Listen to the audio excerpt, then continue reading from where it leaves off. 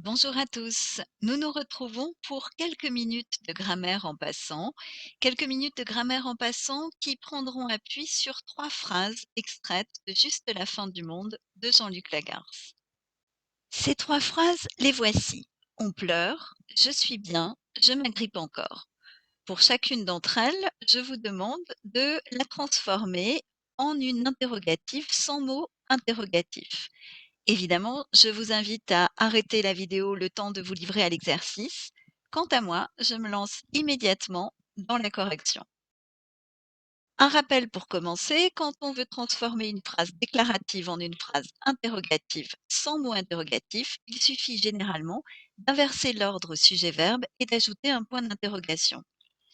On le fait pour la première phrase, on pleure, devient donc pleure-t-on. Et l'on voit ici que l'on a été obligé d'ajouter entre pleure et on, entre le verbe et le sujet, ce que l'on appelle un T euphonique pour éviter la succession de deux voyelles un peu difficiles à prononcer. La deuxième phrase, elle ne pose aucune difficulté. Je suis bien. Suis-je bien? J'inverse le sujet et le verbe et je rajoute un point d'interrogation. La troisième phrase présentait une difficulté. Si l'on se contente d'inverser le sujet et le verbe et d'ajouter un point d'interrogation, on arrive à une sonorité un peu incongrue. M'agrippe-je encore? Pour éviter cette sonorité incongrue, on va rajouter un accent aigu sur le E final du verbe.